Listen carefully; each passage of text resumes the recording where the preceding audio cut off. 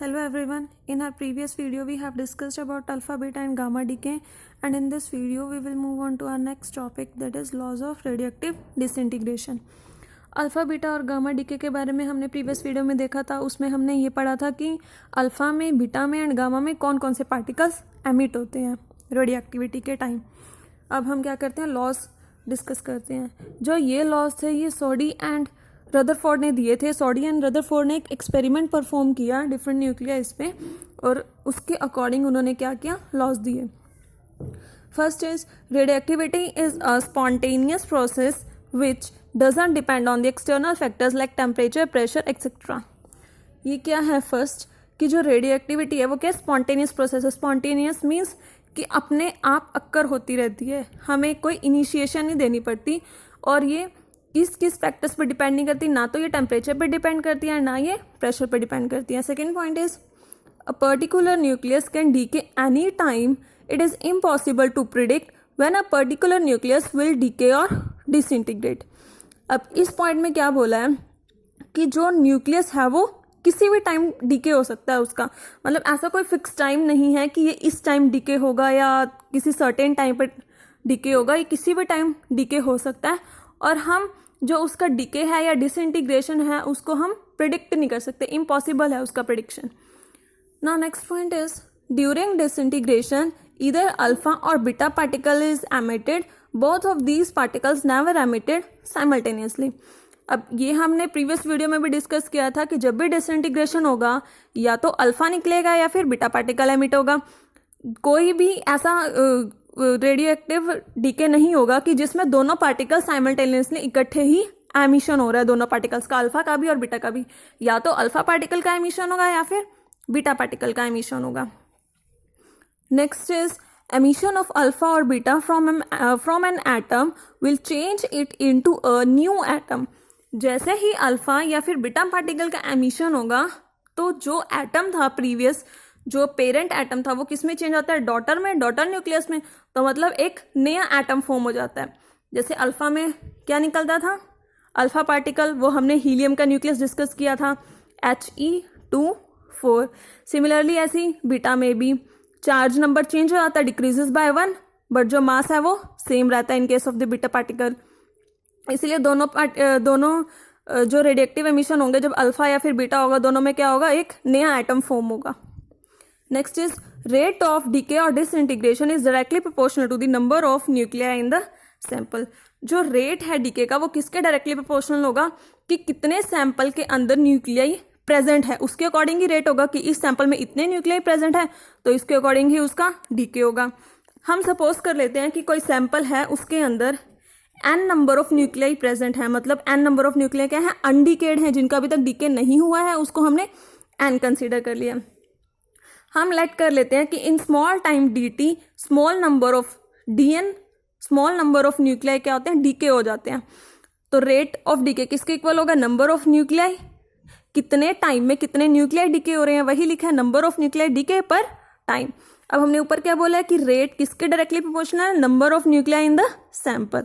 हमने सैंपल में कितने न्यूक्लियाई लिए हैं, n, तो हमने क्या किया, रेट क्या करना है, directly proportional to the number of nuclei in the sample.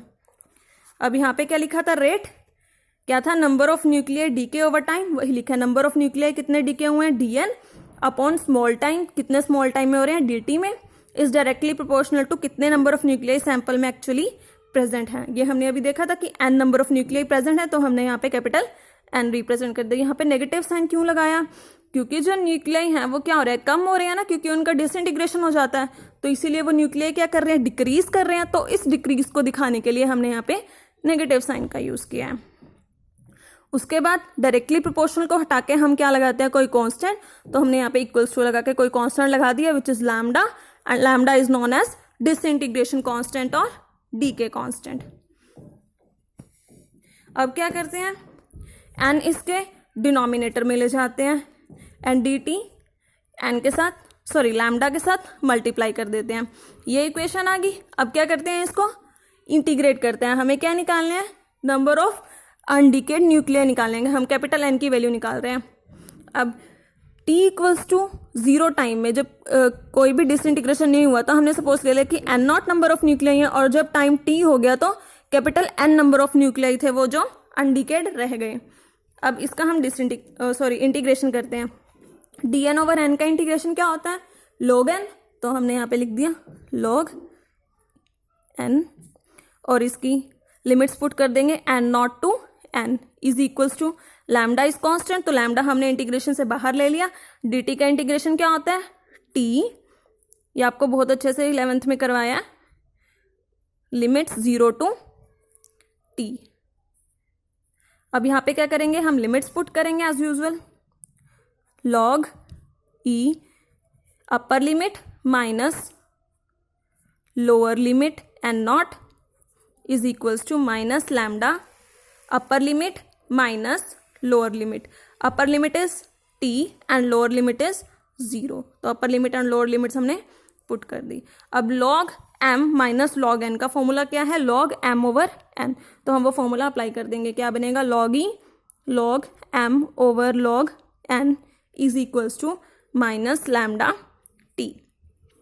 अब यहाँ से log को हटाने के लिए हम क्या करेंगे? यहाँ पे e टू दी पावर, तो n over n not is equals to e to the power minus lambda t। यहाँ से n की क्या वैल्यू आ गई? n is equals to n naught e to the power minus lambda t, जहाँ पे n क्या है? नंबर ऑफ अनडिकेड न्यूक्लियाइज, कितने रह गए हैं न्यूक्लियाई सैंपल के अंदर, and n not is the initial number of nuclei which is present in the sample, initial nucleis. So हम अब इसका कर्व देख लेते हैं। इसका कर्व कैसा बनेगा? हमें रिलेशन से पता चल रहा है, एक्सपोनेंशियल कर्व बनेगा। रिलेशन क्या था? n is equals to n naught e to the power minus lambda t। अगर n यहाँ पे जो न्यूक्लियाइज थे वो 0 कब होंगे? जब टाइम क्या होगा? बहुत ज़्यादा होगा। अब हम सपोज कर लेते हैं कि t 0 है।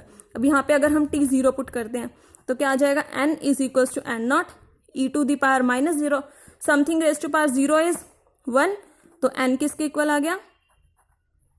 n नॉट के। मतलब जब e 0 होगा तो n किसके इक्वल आ जाएगा? n नॉट के। और जब t इन्फिनिटी होगा तो जब t 0 पुट किया तब ये वैल्यू आई, और जब t इन्फिनिटी पुट करेंगे तब क्या होगा? n is equals to n naught e to the power minus infinity. अब e to the power minus infinity को कैसे सॉल्व करते हैं? 1 by e to the power infinity, या फिर क्या बन गया? 1 बाय इन्फिनिटी, और 1 बाय इन्फिनिटी किसके इक्वल होती है? 0 के। तो मतलब n क्या आ गया? n नॉट इंटू 0, तो n क्या आ गया? 0। मतलब जब टाइम इन्फिनिटी होगा, बहुत ज़्यादा टाइम होगा, तब हम मानेंगे कि जो सारे के सारे न्यूक्लियस है उनका क्या हो गया? डीके हो गया। तो मतलब कर्व कैसे आ रही है? n नॉट पे टाइम 0, यहाँ से एक्सपोनेंशियल कर्व बन रही है, डीके हो रहा है न्यूक्लियस का, और टाइम हमने यहाँ पे एक्स एक्सिस पे ले लिया, और यहाँ पे क्या लिया? जितने नंबर ऑफ न्यूक्लियस रह गए हैं सैंपल पे। इनिशियली हमने n नॉट लिया था जब टाइम 0 था, जैसे जैसे टाइम पास होता गया नंबर ऑफ न्यूक्लियस का डीके होता गया, और ऐसा टाइम आएगा जब 0 न्यूक्लिया यहाँ पे सैंपल के अंदर बचेंगे, तो वो कौन सा टाइम होगा हमारा? इनफाइनाइट टाइम, बहुत ज़्यादा time. Now next topic is disintegration constant.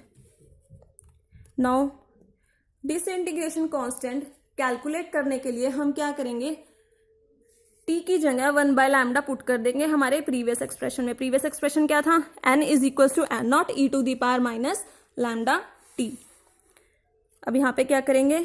n is equal to n naught e to the power minus lambda t की जगह हमें क्या पुट करना है? 1 बाय लैम्डा, लैम्डा से लैम्डा कैंसिल, तो n किसके इक्वल आ गया? n naught e to the power minus 1, या फिर हम क्या लिख सकते हैं इसको? n not over e। सो इस एक्सप्रेशन से हमें क्या पता चल रहा है कि जो न्यूक्लियाई थे सैंपल के अंदर वो क्या कर रहे हैं? 1 बाय ई टाइम्स रिड्यूस हो रहे हैं, कम हो रहे हैं। तो इसकी डेफिनेशन क्या बनी डिसइंटीग्रेशन कांस्टेंट की? इसको हम किससे रिप्रेजेंट करते हैं? लैम्डा से। इसकी डेफिनेशन क्या बनेगी? Reciprocal of time at the end of which the number of nuclei left undecayed in a radioactive sample reduces to 1 by e times the original number of nuclei in the sample. जो number of अनडिकेड nuclei थे वो क्या थे, capital N, वो किसके equal हो जाएंगे, जितने इनिशियल प्रेजेंट थे न्यूक्लियाई हमारे सैंपल के अंदर वो कितने थे, N0, वो रिड्यूस हो गए 1/E टाइम से। सो ये था डिसइंटीग्रेशन कांस्टेंट। हम नेक्स्ट वीडियो में half life of decay discuss करेंगे। Thank you.